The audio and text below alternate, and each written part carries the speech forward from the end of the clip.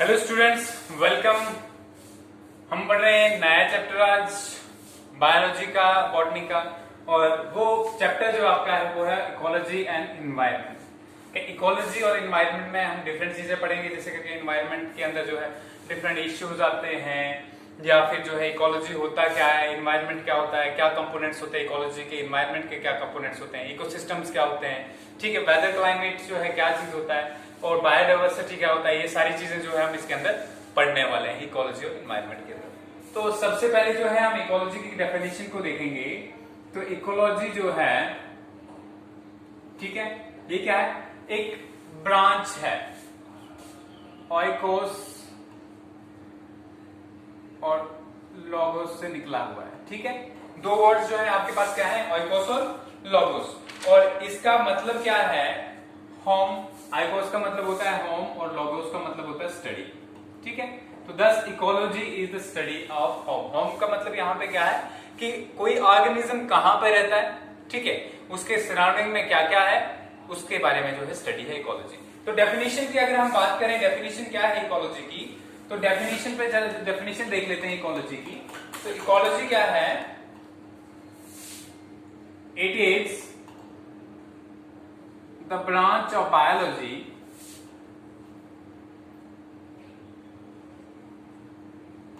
that deals with interaction among different organisms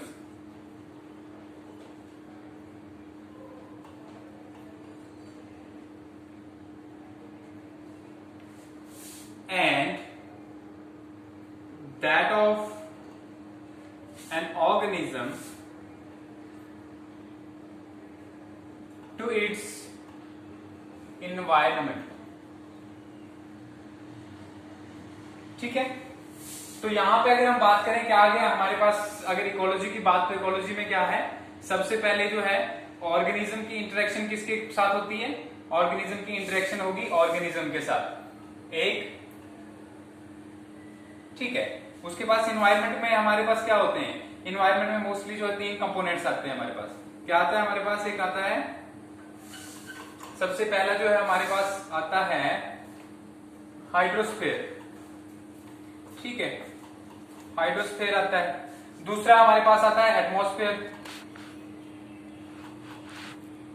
तीसरा हमारे पास आता है लिथोस्फीयर, ठीक है। इन सारी चीजों के बीच में जो इंटरेक्शन होता है आपस में, मतलब एक ऑर्गेनिज्म जो दूसरे ऑर्गेनिज्म के साथ इंटरेक्ट करता है, पहली चीज। दूसरा, एक ऑर्गेनिज्म हाइड्रोस्फीयर के साथ कैसे इंटरेक्ट करता है, कैसे वाटर के साथ उसके रिलेशंस हैं, ठीक है। फिर दूसरा, एटमॉस्फेयर के साथ, एयर के साथ क्या रिलेशन है उसका, एयर के साथ क्या लिंक है, क्या एयर उसके डायरेक्टली जो है उसके साथ कोई डिफरेंस शो करती है उसके इंटरेक्शन के साथ, या फिर जो है लिथोस्फीयर में जो है रॉक्स का क्या बेनिफिट है उसके लिए, किसी ऑर्गेनिज्म के सर्वाइवल के लिए। हम बाद में देखेंगे कि ये सारी चीजें बहुत इंपॉर्टेंट है, क्योंकि एक ऑर्गेनिज्म तब तक सर्वाइव नहीं कर सकता जब तक पानी ना हो, ठीक है। एक ऑर्गेनिज्म तब तक नहीं सर्वाइव कर सकता जब तक एयर ना हो, क्योंकि आपको पता है कि आपको रेस्पिरेशन में हम मोस्टली जो है एनिमल्स जो है कार्बन डाइऑक्साइड का यूज करते हैं, तो वो भी एटमॉस्फेयर से मोस्टली यूज होती है, ठीक है। फिर ऑक्सीजन का हम यूज करते हैं, एनिमल्स, प्लांट्स जो है कार्बन डाइऑक्साइड का यूज करते हैं, तो वो भी जो है एटमॉस्फेयर से मिलती है। तो यहाँ से लिथोस्फीयर में हमें क्या मिलता है, मिनरल्स डिफरेंट मिलते हैं प्लांट्स को, और उसको हम यूटिलाइज करते हैं। तो कहीं ना कहीं ये सारे साइकिल्स जो हैं वो इन्वायरमेंट में चलते रहते हैं, ठीक है।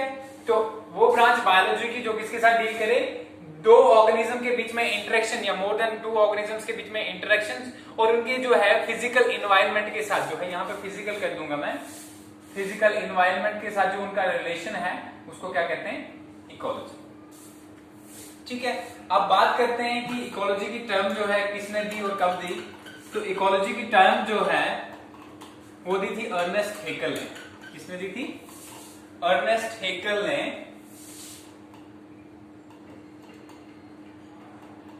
इन 1969, ठीक है। अर्नेस्ट हेकल ने 1969 में क्या, सॉरी 1869 में, 1969 नहीं है 1869 में अर्नेस्ट हेकल ने क्या दिया था, टर्म को कॉइन किया था, इकोलॉजी वाली टर्म को, ठीक है। ये हो गया। अब बात करें अगर हम, तो हम इकोलॉजी जो है, इकोलॉजी में हम क्या स्टडी करते हैं, तो इकोलॉजी में हम डिफरेंट लेवल्स पढ़ते हैं, ठीक है। लेवल्स पढ़ते हैं कि ऑर्गेनिजम्स के डिफरेंट लेवल्स पे कैसे इंटरेक्शन रहती है, मतलब पहले इंडिविजुअल लेवल पे कैसे इंटरेक्शन रहती है दूसरे ऑर्गेनिज्म के साथ, फिर दूसरा ये देखते हैं कि जो है आप जब ग्रुप्स में रहते हैं ऑर्गेनिज्म तो फिर कौन सी इंट्रोडक्शन रहती है। तो सबसे पहले हम क्या पढ़ेंगे, ऑर्गेनाइजेशन, इसके बाद देखेंगे हम लेवल्स ऑफ इकोलॉजिकल ऑर्गेनाइजेशन, देखेंगे लेवल्स ऑफ इकोलॉजिकल ऑर्गेनाइजेशन, ठीक है।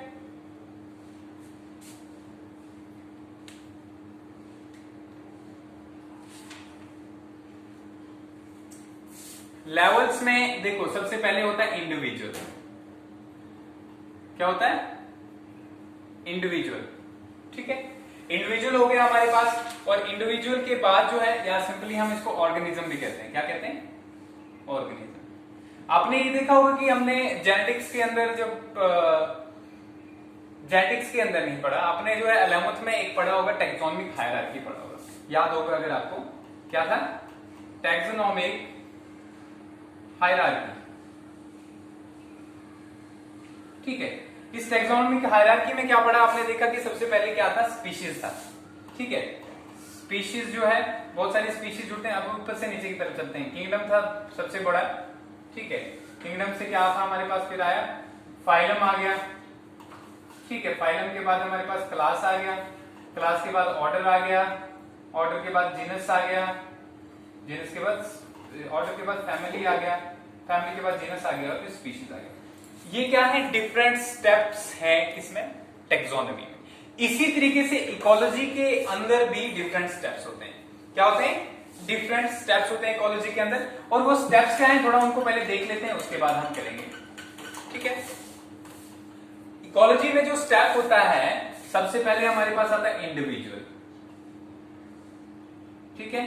इंडिविजुअल के बाद क्या आता है, पॉपुलेशन आता है, पॉपुलेशन के बाद क्या आता है, कम्युनिटी आता है, ठीक है। कम्युनिटी के बाद क्या आता है, इकोसिस्टम आता है, इकोसिस्टम के बाद क्या आता है, लैंडस्केप आता है, ठीक है। तो ये सारी चीजें आती हैं। इकोसिस्टम के बाद जो है हमारे पास लैंडस्केप आता है, फिर बायोम आता है और बायोस्फीयर आता है, क्या आता है इसके बाद, बायोम और बायोस्फीयर,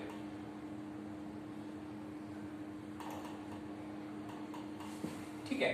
तो ये सारी चीजें किसमें आती हैं, ये इंडिविजुअल, ये जो हमारा लेवल ऑफ इकोलॉजिकल ऑर्गेनाइजेशन है, इसके अंदर ये सारी चीजें आती हैं हमारे पास, ठीक है। अब हम देखते हैं कि ये सारी चीजें हैं क्या, ठीक है। सबसे पहले इंडिविजुअल पे चलते हैं। इंडिविजुअल ऑर्गेनिज्म ऐसा एक ऑर्गेनिज्म होता है जिसकी एक जो है सेपरेट आइडेंटिटी हो, क्या हो, सेपरेट आइडेंटिटी हो, ठीक है। अब जो स्पीशी कंसेप्ट था आपका, जब आपने क्या पढ़ा था, टैक्सोनॉमिक हायरार्की पढ़ी थी, तो वो स्पीशी कंसेप्ट का ही हिसाब है यहाँ पे भी, ठीक है। उसकी एक सेपरेट आइडेंटिटी होती है, ठीक है। एक जो है उसका सेपरेट जो है हैबिटेट होता है, सेपरेट हैबिटेट, ठीक है, समझ आ गया। Shows difference from other groups. तो ये सारी चीजें जो किसमें पाई जाती है, इंडिविजुअल ऑर्गेनिज्म के अंदर पाई जाती है, ठीक है। सेपरेट दूसरे इंडिविजुअल से अलग होता है, और एक इसकी चीज होती है कि सेल्फ रिपेयर कर सकता है इजीली, ठीक है। सेल्फ रिपेयर की कैपेबिलिटी शो करता है, सेल्फ रिपेयर, ठीक है, अपने आप को, या सेल्फ रिजनरेशन भी कह सकते हैं इसको, रिजनरेशन। ये कैपेसिटी शो करता है, कौन शो करता है, ये इंडिविजुअल शो करता है। तो यहां पे क्या आ गया, सेपरेट आइडेंटिटी आ गया, सेपरेट हैबिटेट होगा इसका, ठीक है। दूसरे अगर ग्रुप्स की बात करें उससे अलग होगा, show difference from other groups, और ये जो है सेल्फ रिपेयर और रिजनरेशन की पावर शो करे, ठीक है। अब जो ये जो है हमारे पास जो कंटेंट है, इसके अंदर कंटेंट भी होगा, जब ऑर्गेनिज्म होगा तो उसके बाद कंटेंट होगा, तो कंटेंट्स जो होंगे ऑर्गेनिज्म के वो क्या होंगे, वो सेपरेटली जो है सरवाइव नहीं कर सकते। मतलब एक ऑर्गेनिज्म, ह्यूमन बीइंग अगर है, उसमें बाकी सारे ऑर्गेनिज्म फंक्शनल नहीं करे तो क्या हमारा हैंड सर्वाइव कर सकता है, नहीं। जब पूरी बॉडी फंक्शन करेगी तो उसके बाद हैंड भी जो सर्वाइव करता है, जब पूरी बॉडी नहीं डेड होगी तो फिर हैंड कैसे जो सर्वाइव करेगा। तो ये सारी चीजें होगी।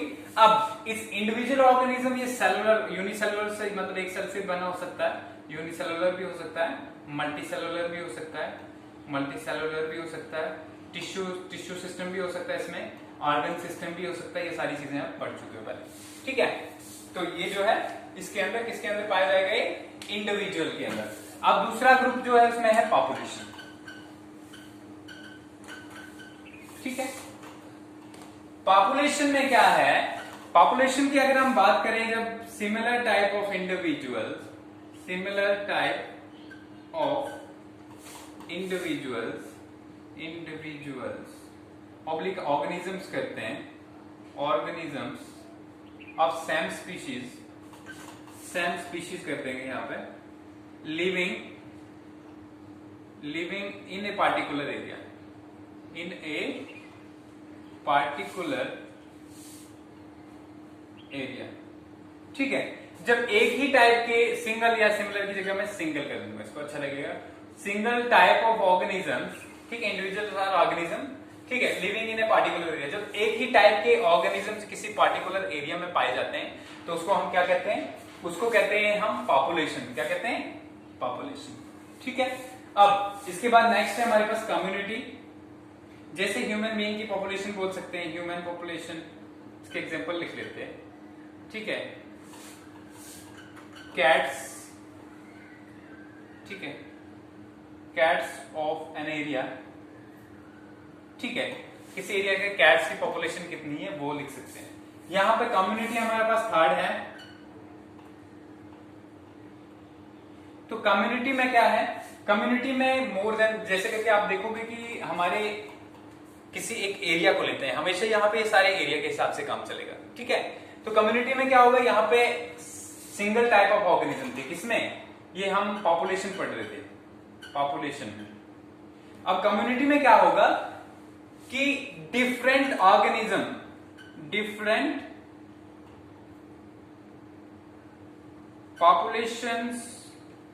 populations of different organism occupying a particular geographical area,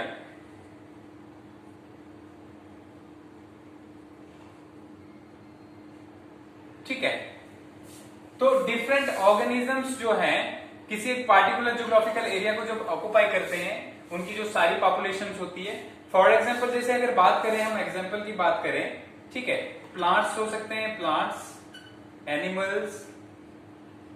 animals, ठीक है, फिर हो गए एनिमल्स में सब आ जाएंगे, इंसेक्ट्स वगैरह, माइक्रोब्स वगैरह जो है सारे, ठीक है।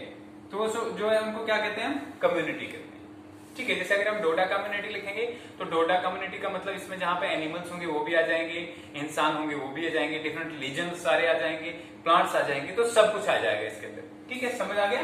तो कम्युनिटी के अंदर ये सारी चीजें आ जाती है। तीसरा हमारे पास क्या है,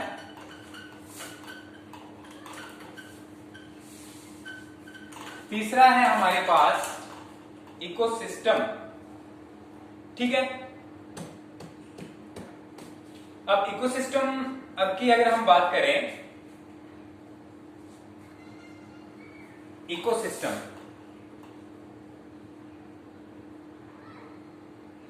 ठीक है, अभी तक हम बात किसकी कर रहे थे, अभी तक हम लिविंग ऑर्गेनिजम्स की बात कर रहे थे। किसकी बात कर रहे थे अभी तक, लिविंग ऑर्गेनिजम्स, ठीक है। जब कम्युनिटी की बात भी होगी यहां तक, जब बल्कि लिविंग ऑर्गेनिज्म की बात करते हैं। अब इकोसिस्टम में जब हम पहुंच गए तो यहां पे हम किसकी मोस्टली बात करेंगे, living plus non living things, non living plus non living things, non living, फिर geographical area,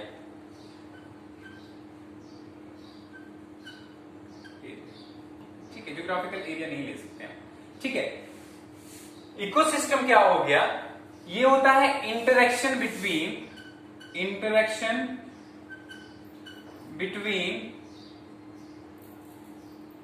living and non living components, living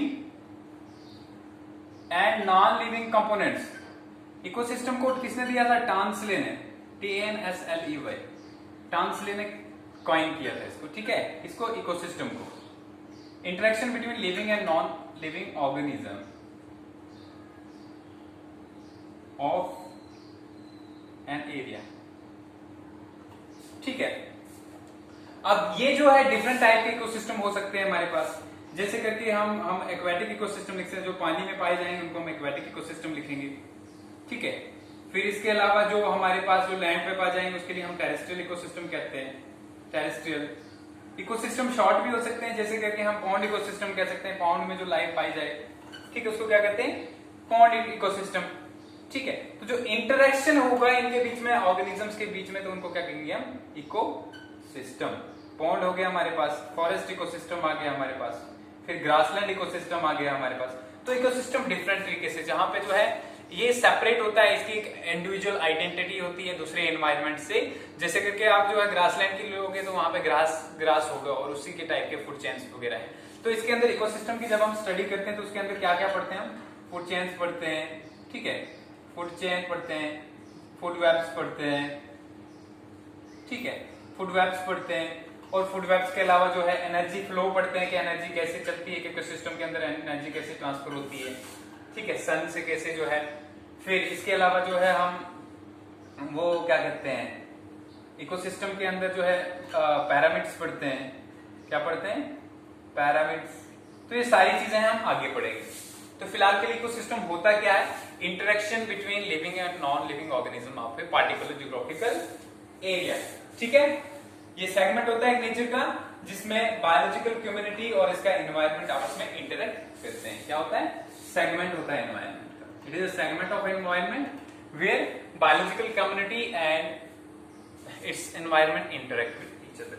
ठीक है, ये हो गया हमारे पास। इसके बाद लैंडस्केप की बात करते हैं।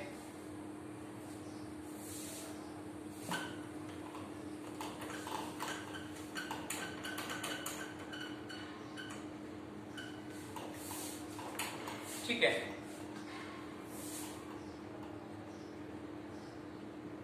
तो लैंडस्केप क्या होता है, लैंडस्केप जो होता है इसकी एक नेचुरल बाउंड्री होती है। लैंडस्केप एक ऐसा एरिया होता है, area that has a natural boundary, that has a natural boundary. ठीक है, नेचुरल बाउंड्री हो जिस एरिया की उसको क्या कहते हैं, लैंडस्केप। जिसे हम बोल सकते हैं साउदर्न हेमिस्फीयर हो गया, साउदर्न हेमिस्फीयर। तो इसमें क्या किस टाइप के ऑर्गेनिज्म पाए जाएंगे, उनके बीच में क्या इंटरेक्शन रहेगा, तो इसको क्या कहते हैं, लैंडस्केप। साउदर्न हेमिस्फीयर क्या है, जो हमारी अर्थ है, हमारी अर्थ के बीच में इक्वेटर रन करता है। क्या रन करता है, इक्वेटर के ऊपर वाला आ गया नॉर्थ पोल, नीचे वाला क्या आ गया, साउथ पोल। ठीक है, तो इस वाले जो नीचे वाला पार्ट है इसको क्या कहते हैं, साउदर्न हेमिस्फीयर। ठीक है, इसी तरीके से हम लिख सकते हैं भाई कि जैसे करके लैंडस्केप की बात करें तो इंडिया भी आ जाएगा उसमें। ठीक है, कंट्री की अगर बात करें तो इंडिया भी उसमें आ जाएगा। ठीक है, इंडिया भी आ जाएगा, समझ में आ गया। तो एक भी लैंडस्केप है ये भी। या माउंटेन्स की बात करते हैं, ओशंस की बात करते हैं, दैट इज आल्सो लैंडस्केप। ठीक है, प्लेटूज की बात करते हैं, तो इस पे किस किस तरीके के जो इंडिविजुअल पाए जाते हैं उस सबको क्या कहते हैं, उसको कहते हैं लैंडस्केप। ठीक है, इसके बाद आ गया बायोम आ गया। ये क्या होता है, large regional unit delimited by specific climatic zone having a particular major vegetation zone and associated fund. ठीक है, एक ऐसा एरिया, क्या देख रहे हैं, बायोम देख रहे हैं। ठीक है, अर्थ के ऊपर एक ऐसा एरिया जिसका क्लाइमेट जो है वो डिफाइंड, क्या हो, डिफाइंड हो। दूसरा, उसकी वेजिटेशन डिफाइंड हो, वेजिटेशन भी डिफाइंड हो, और जो फाना वहां पे पाया जाए वो भी डिफाइंड हो। मतलब जो इसके बायोम के बारे में हमें पता होता है कि इस एरिया में क्या क्या पाया जाता है। ठीक है, जैसे हम क्या बात कर रहे हैं, जैसे हम ट्रॉपिकल रेन फॉरेस्ट की बात कर रहे थे। ठीक है, ट्रॉपिकल रेन फॉरेस्ट या टुंड्रा की बात कर देते हैं।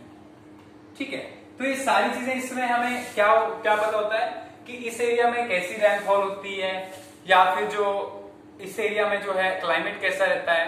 तो ये सारी चीजों के बारे में हमें क्लियर पता होता है। ठीक है, वेजिटेशन क्या होती है और फाना क्या होता है, ये सब। अब ये क्लाइमेट क्या चीज है इसमें, ठीक है, वो आगे देख लेते हैं, हम एनवायरनमेंट में देख लेते हैं। ठीक है, लास्ट पे हमारा क्या है इसमें, बायोस्फीयर। क्या है, बायोस्फीयर। बायोस्फीयर आप जानते हो कि हमारी जो अर्थ है, ठीक है, अब अर्थ के ऊपर सबसे बाहर वाली जो है कौन सी, क्रस्ट लेयर है। क्रस्ट लेयर के बाहर से जो है अगर हम देखेंगे तो क्या चलती है, हवा चलती है, ठीक है, इसको हम एटमॉस्फेयर कहते हैं, एटमॉस्फेयर, ठीक है। इसके अलावा ये रॉक्स जो है इसको लिथोस्फेयर कहते हैं, लिथोस्फेयर। और धरती के ऊपर पानी भी है, इसको क्या कहते हैं, हाइड्रोस्फेयर, ठीक है। अब इस हवा में, पानी में और अर्थ के इस लिथोस्फेयर पे जितना भी हमारा जो है लिविंग ऑर्गेनिज्म रहते हैं, क्या रहते हैं, लिविंग ऑर्गेनिजम्स, ठीक है, जितने भी रहते हैं उन सबको मिलाते हम क्या कहते हैं, बायोस्फीयर कहते हैं। क्या कहते हैं, बायोस्फीयर। तो ये डिफरेंट जो है कंपोनेंट्स थे इकोसिस्टम की, जिसमें सबसे पहले हमारे पास इंडिविजुअल था। इंडिविजुअल के अंदर हमने क्या देखा कि इंडिविजुअल के अंदर जो है हमारे पास, इंडिविजुअल में हमने एक ऑर्गेनिज्म जिसकी सेपरेट एक इंडिविजुअल आइडेंटिटी होती है वो देखा। उसके बाद इंडिविजुअल के बाद हमने देखा पॉपुलेशन के, जब सेम टाइप के ऑर्गेनिज्म जो किसी एरिया में रहे उनको हम पॉपुलेशन कहते हैं। क्या कहते हैं, पॉपुलेशन कहते हैं। कभी कभी ऐसा होता है कि एक पॉपुलेशन के भी बीच में ज्योग्राफिकल डिफरेंसेस होते हैं। जैसे सपोज करो कि अगर हम प्लांट्स की बात करें तो डोडा में थोड़े डिफरेंट प्लांट्स पाए जाएंगे, सेम चीज के, एक ही पॉपुलेशन के, तो भद्रवा में डिफरेंट जो प्लांट्स पाए जाएंगे। तो इनके बीच में जो डिफरेंस होता है इस पॉपुलेशन के अंदर, इसको क्या कहते हैं, हम इकोटाइप कहते हैं। क्या कहते हैं, इकोटाइप कहते हैं, ठीक है। तो इकोटाइप हो गया हमारे पास, ठीक है। इसके बाद जो है हम एनवायरनमेंट देखेंगे। एनवायरनमेंट क्या होता है,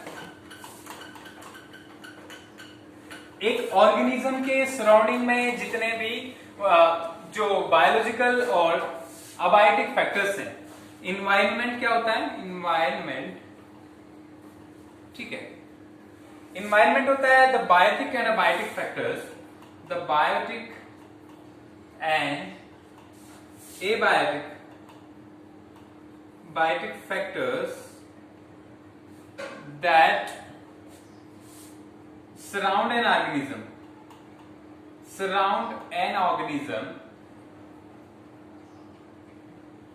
are called its environment,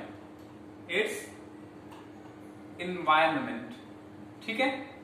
तो जो भी ऑर्गेनिज्म के सराउंडिंग में बायोटिक और अबायोटिक फैक्टर्स होते हैं उसको क्या कहते हैं, इन्वायरमेंट कहते हैं, ठीक है। क्लियर हो गया। अब इन्वायरमेंट में बहुत सारे बायोटिक अबायोटिक फैक्टर्स क्या होते हैं, आपके सराउंडिंग में लिविंग ऑर्गेनिजम्स हो सकते हैं, क्या हो सकते हैं, लिविंग ऑर्गेनिज्म। और आपके सराउंडिंग में फिजिकल इन्वायरमेंट हो सकता है। फिजिकल इन्वायरमेंट में क्या हो सकता है, क्लाइमेट हो सकता है। अब ये क्लाइमेट क्या चीज है, देखो वहां पे नहीं बताया मैंने, यहाँ पे इसलिए बताने के लिए बता रहा हूं। क्लाइमेट जो है, एक पहले वेदर को देख लेते हैं फिर हम क्लाइमेट को देखेंगे। वेदर होता है किसी भी एरिया में शॉर्ट टर्म के लिए रेनफॉल कैसा है, ध्यान रखना क्या क्या चीज है, रेनफॉल कैसा है, फिर ह्यूमिडिटी कैसी है, सनशाइन कैसा है, ठीक है, टेम्परेचर कैसा है, मॉइस्चर कैसा है, ठीक है। तो ये सारी चीजें जो हैं ये क्या बताती हैं उस एरिया, या विंड कैसी है, ये सारी चीजें क्या बनाती हैं, उस एरिया का वेदर बनाती हैं, ठीक है। तो short term records of short term, ठीक है, short term temperature, pressure, climate नहीं, सनशाइन, ठीक है, रेनफॉल, विंड, फिर इसके बाद हमारे पास आ गया ह्यूमिडिटी,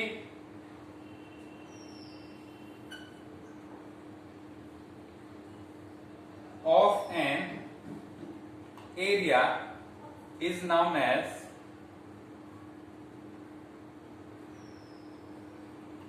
weather, its weather। किसी भी एरिया में जो ये कंडीशंस रहती हैं, टेम्परेचर रहता है, प्रेशर रहता है, रेनफॉल रहता है, ह्यूमिडिटी रहती है, सनशाइन रहती है, तो ये क्या डिसाइड करते हैं उस एरिया का वेदर। और ये क्लाइमेट क्या चीज है, ठीक है, prolonged weather condition, prolonged weather conditions suppose 20 years, ठीक है, more than 20 years is known as climate of an area, climate of an area। समझ गए? तो लंबे समय के लिए लगभग 10-20 साल से ज्यादा जो कि इस एरिया में जो कंटिन्यू वैसा ही चलता रहा है। जैसे कि डोडा की बात करें तो लेस रेनफॉल होता है, ठीक है, उतना ज्यादा रेनफॉल नहीं होता, कभी कभी होगा लेकिन जनरली अगर देखा जाए तो लेस, ठीक है, और ठंड ज्यादा पड़ती है। तो यहाँ पे क्या है, लेस रेनफॉल होता है, साथ साथ में टेम्परेट जोन में ये हमारा क्या इलाका आता है। तो इसको क्या कहते हैं हम, जब लंबे समय के लिए एक ही प्रिवेल्ड वेदर कंडीशन, ठीक है, प्रोलॉन्ग या प्रिवेल्ड दोनों जो है, प्रोलॉन्ग और प्रिवेल्ड दोनों मिलाएंगे इसको हम, प्रिवेल्ड, जब ये कंडीशंस किसी एरिया में रहेंगी तो ये क्या कहलाती है, उसका क्लाइमेट कहलाती है, ठीक है। तो ये सारी चीजें होगी।